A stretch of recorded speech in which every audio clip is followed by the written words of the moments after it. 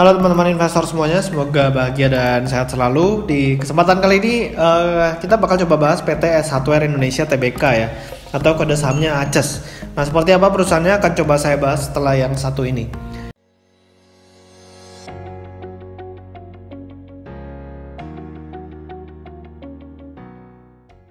Nah, jadi PT S Hardware Indonesia Tbk ini dari materi public expose-nya ya. Ini merupakan perusahaan yang udah berdiri dari tahun 1995 nih. Ya, dan merupakan salah satu anak perusahaan PT Kawan Lama Sejahtera. Nah, jadi free float-nya sekitar 40% dan kalau misalnya di harga 1.650, ini kapitalisasi pasarnya udah 28,3 triliun. Dan ini udah menjadi perusahaan publik di tahun 2007 ya. Nah, kalau misalnya kita lihat perseroan ini target pasarnya adalah konsumen level menengah ke atas. Makanya kebanyakan S Hardware ini banyak ditemukan di mall-mall ya, dan juga ada beberapa tempat juga sih di luar mall ya. Jadi ketika mall ditutup, S Hardware masih bisa survive karena nggak semua tokonya dia ada di mall.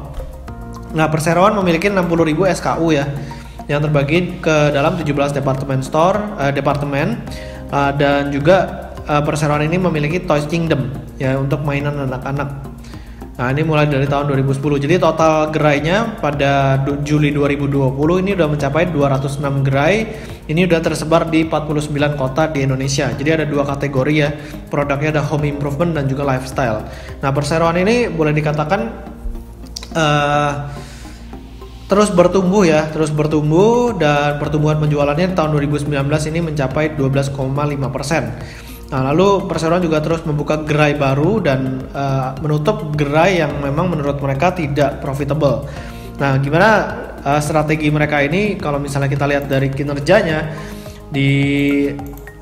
kita lihat dari Stockbit ya di sini ya.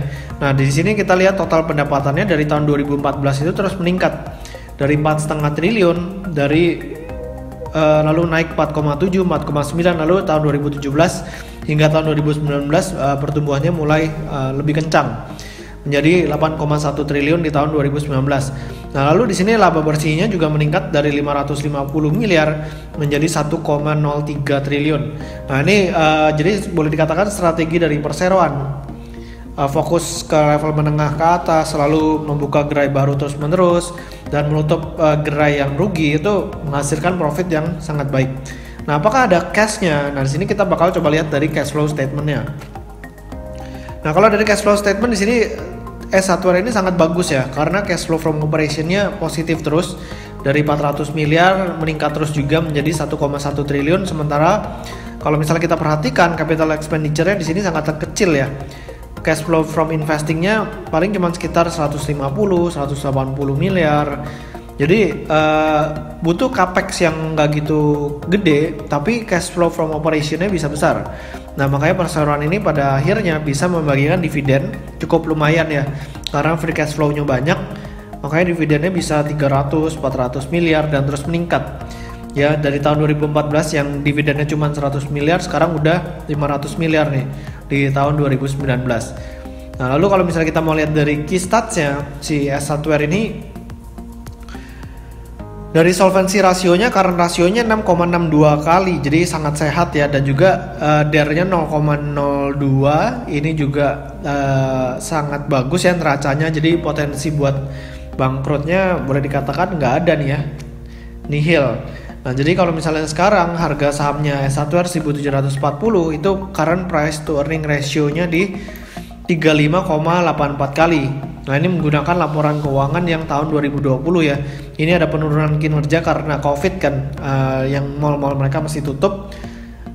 Sementara makanya kinerjanya turun, price to earning ratio-nya jadi agak mahal di sini di 35. Nah, cuman kalau misalnya kita pakai laba di tahun 2019 yang mencapai 1 triliun, berarti P ratio-nya sebenarnya juga udah 29,8 kali.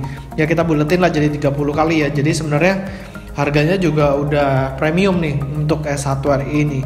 Nah, cuman kita lihat lagi kan, memang kinerja perusahaan ini dari tahun ke tahun kan terus meningkat.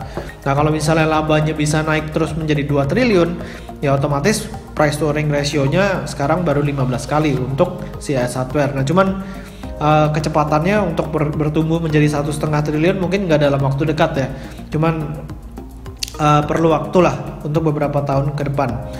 Nah, sementara untuk current price to book value ratio-nya, PBV-nya juga sangat premium ya, udah di 6,16 kali. Jadi kalau misalnya mau beli saham S-Hardware sebenarnya ya nunggu koreksi dulu ya. Di sini kita bisa coba lihat aja di PE band-nya dari Funda Chart.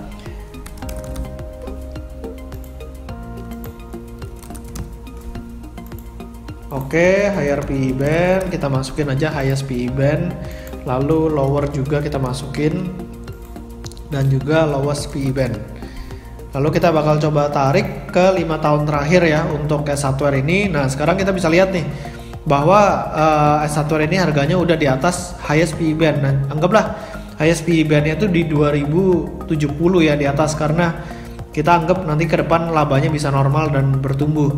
Nah, jadi target harganya untuk si S-Hardware palingan itu di 1850 untuk higher PE band ya.